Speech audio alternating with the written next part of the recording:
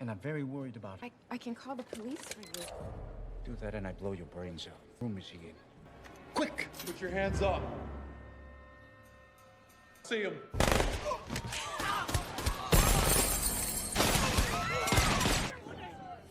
No one leaves the hotel!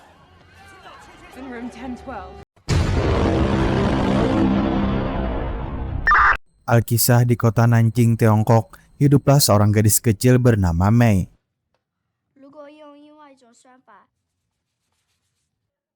Dia adalah anak jenius dalam bidang matematika yang mampu menyelesaikan soal rumit hanya di dalam kepalanya. Bukan cuma itu, Mei juga memiliki daya ingat yang luar biasa. Setiap angka yang pernah dia lihat akan selalu melekat di ingatannya selamanya. Suatu hari, saat pulang bersama teman-temannya, tiba-tiba sekelompok pria datang dan menculik Mei.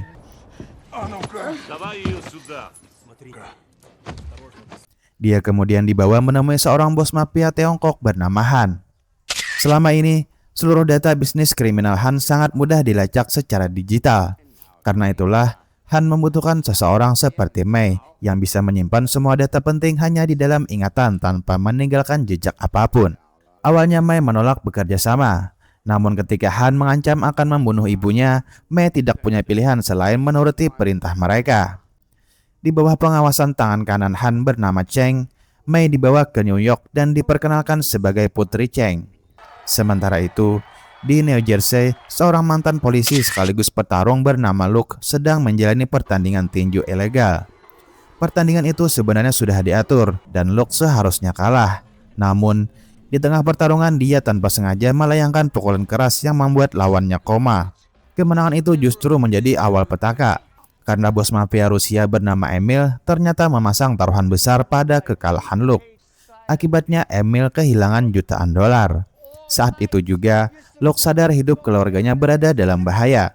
Dia langsung pulang ke rumah, namun semuanya sudah terlambat. Putra Emil yang bernama Vasily ternyata sudah lebih dulu datang, bahkan telah membunuh istri Luke yang sedang hamil.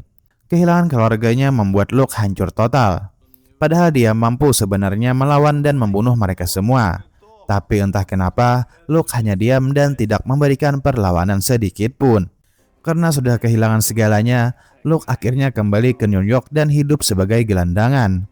Dia berkeliaran di jalanan Manhattan tanpa tujuan hidup. 1 tahun sudah berlalu. Mei masih dipaksa bekerja untuk mafia Tiongkok. Setiap minggu, Cheng membawanya berkeliling kawasan Chinatown. Tugas Mei adalah menghafal seluruh keuntungan dan kerugian toko-toko di sana. Karena semua pemilik toko diwajibkan membayar setoran kepada mafia. Berkat kemampuannya itu, Mei menjadi aset paling berharga bagi Han. Perlahan, gadis kecil itu juga mulai memahami bagaimana dunia kriminal bekerja. Di sisi lain, Luke kini tinggal di penampungan gelandangan. Suatu malam, dia bertemu seorang pria tanpa sepatu dengan kaki yang sudah terinfeksi parah.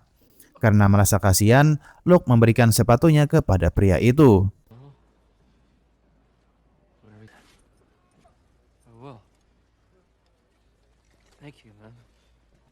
Namun keesokan paginya, Luke menemukan pria tersebut sudah tewas dengan leher tergorok.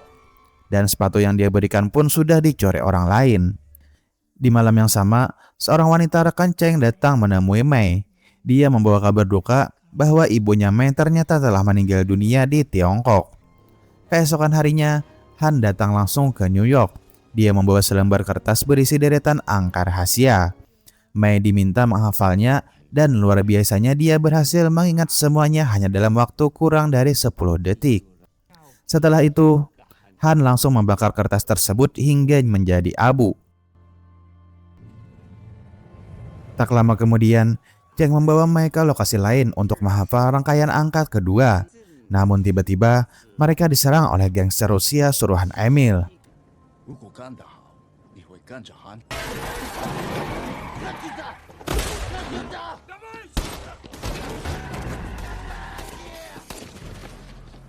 Ternyata mafia Rusia juga mengincar Mei, karena mereka tahu gadis itu menyimpan kode penting di kepalanya.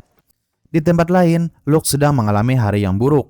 Uang sarapannya dicuri, lalu saat membeli makanan, dia bertemu mantan rekan polisi yang dulu pernah dia bongkar praktik korupsinya. Luke kemudian dibawa ke gedung kosong dan dipukuli habis-habisan. Mereka menghina dan merendahkannya, tapi anehnya Luke tetap tidak melawan. Take a shot. But you know what your real big fucking mouth. Annie, when I come up from this street you were back, we couldn't believe our phone. You were one of us, Luke. We were a team to the bus. We were kings, you son of a bitch. Now, Sampai akhirnya salah satu polisi memberikan pistol dan menyuruh Luke mengakhiri hidupnya sendiri. Namun Luke memilih pergi meninggalkan mereka. Sementara itu, May berhasil ditangkap mafia Rusia dan dibawa menemui Emil. Emil memaksa May memberitahu angka yang dia hafal, tapi May tetap diam. Karena kesal, Emil mengancam akan membunuh wanita yang sebelumnya memberitahu kabar kematian ibu May. Di saat bersamaan, Kapten polisi korup bernama Wolf sedang menuju markas mafia Rusia untuk menangkap Emil. Tapi ternyata bukan demi hukum. Dia hanya menjalankan perintahan yang telah menyuapnya. Namun, begitu Emil menawarkan bayaran 2 kali lebih besar, Wolf langsung membatalkan penyerangan dan menarik pasukannya. Di tengah kekacauan itu, May berhasil kabur. May akhirnya sampai di sebuah stasiun kereta api. Dan secara kebetulan, Luke juga berada di sana. Saat itu Luke berdiri di tepi rel bersiap untuk mengakhiri hidupnya. Namun beberapa detik sebelum melompat, dia melihat seorang gadis kecil berlari ketakutan. Luke pun sadar, gadis itu sedang diburu mafia Rusia yang dulu membunuh istrinya. Detik itu juga, Luke membatalkan niat bunuh dirinya dan memutuskan menyelamatkan May.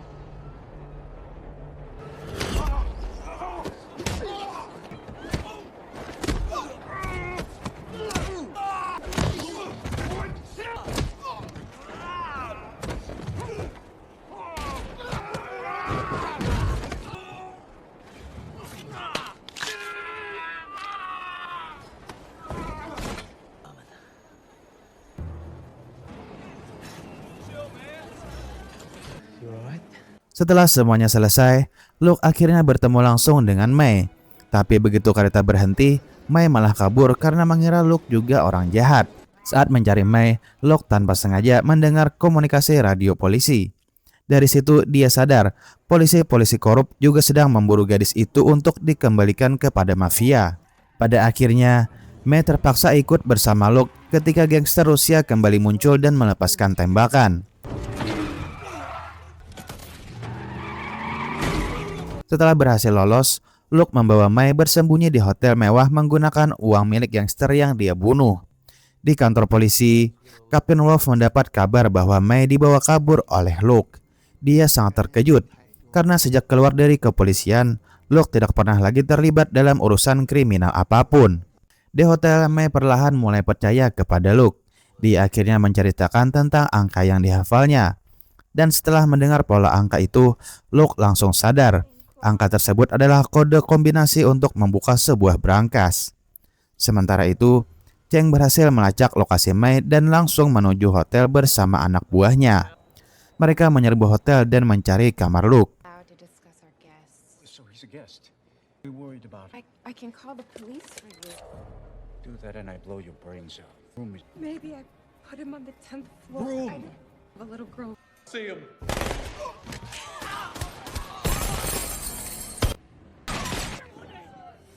The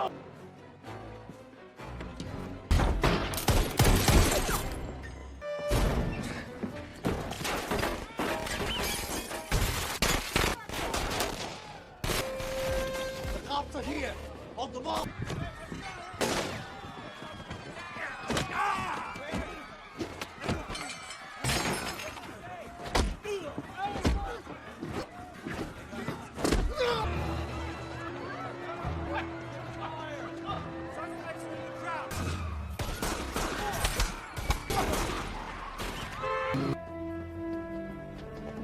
Setelah selamat, Luke sadar bahwa Mei harus diselamatkan apapun yang terjadi. Dia kemudian menghubungi Vasily menggunakan ponsel gangster Rusia. Luke berpura-pura menjadi anggota mereka dan mengaku mengetahui kode yang sedang diperebutkan semua pihak. Di sisi lain, wali kota New York memanggil Kapten Wolf untuk membahas kekacauan yang terjadi di Manhattan. Disinilah fakta besar mulai terungkap. Ternyata, sang wali kota juga terlibat dalam jaringan korup dan bekerja sama dengan mafia. Bahkan, asistennya bernama Alex juga ikut bermain kotor. Wali kota itu menjelaskan bahwa Luke sebenarnya bukan polisi biasa. Dulu, Luke adalah agen CIA yang dipinjamkan ke kepolisian untuk menjalankan operasi rahasia. Luke dan Alex pernah bekerja sama membunuh banyak bos kriminal demi menjaga keseimbangan kekuasaan di kota. Namun, semuanya berubah ketika Luke mulai membongkar praktik korup polisi. Dia dijebak dan dikeluarkan secara tidak hormat. Sementara Alex memilih tetap bertahan dan tenggelam dalam dunia korup demi kekuasaan. Mendengar semua itu, Kapten Wolf akhirnya sadar. Luke bukan gelandangan biasa, tapi ancaman paling berbahaya bagi semua pihak. Di tempat lain, Mei kembali dibawa menemui Han. Han bertanya apakah Mei sudah membocorkan kode rahasia itu kepada Luke.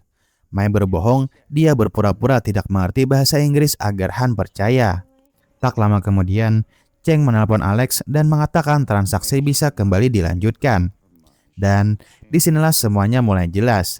Ternyata pihak yang akan melakukan transaksi dengan mafia Tiongkok bukan mafia lain, melainkan wali kota New York sendiri. Kedua pihak sama-sama memiliki berangkas rahasia, dan mereka berencana melakukan pertukaran. Sementara itu, Luke mendatangi kasino tempat Vasily berada. Namun bukannya menyerahkan kode, Luke justru membantai seluruh gangster Rusia di sana.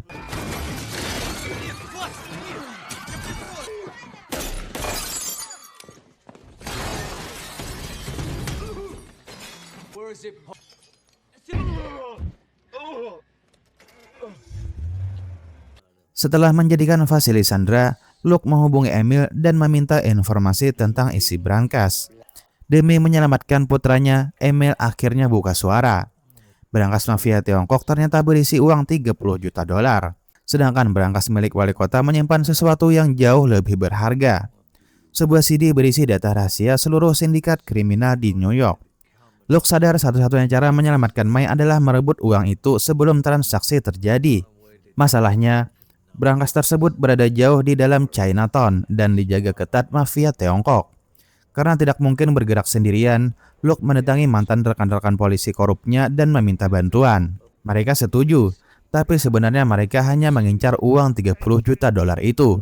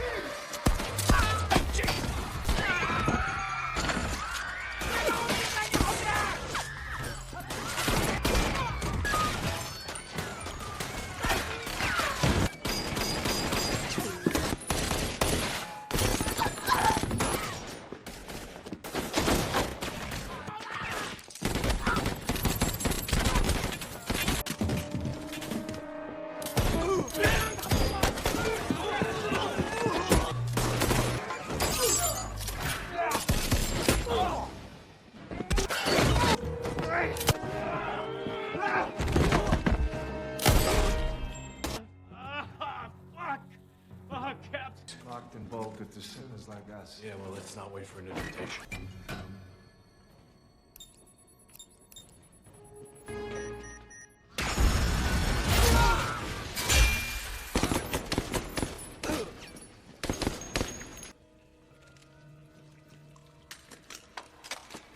Akhirnya, Luke dan para polisi berhasil menemukan lokasi berangkas. Namun ternyata Luke hanya memanfaatkan mereka.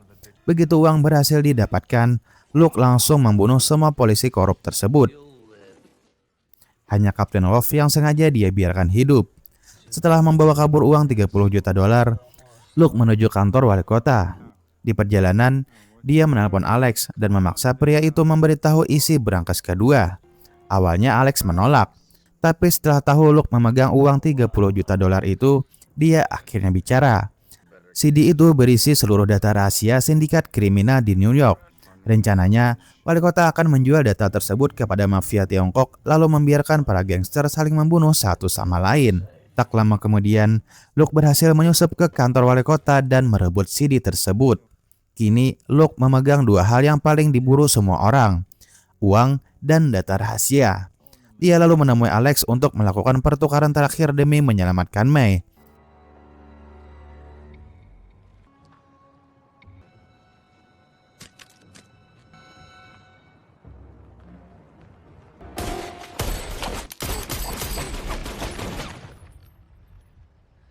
Pada akhirnya, Luke berhasil menyelamatkan May sekali lagi. Dia membebaskan Kapten Wolf dan memberinya 50.000 dolar sebagai kompensasi. Luke juga membebaskan Vasily agar mafia Rusia berhenti mengejar mereka. Sementara itu, Han kehilangan uang dan juga May. Namun Luke mengirim kembali sisa uang tersebut agar mafia Tiongkok berhenti memburu gadis kecil itu. Setelah semua selesai, Luke membuat banyak salinan CD rahasia dan menyembunyikannya di berbagai tempat. Jika suatu hari ada yang mencoba menyerangnya, data itu bisa menjadi senjata untuk menghancurkan mereka semua. Akhirnya Luke dan May pergi menuju Seattle untuk memulai hidup baru bersama. Dan film pun selesai.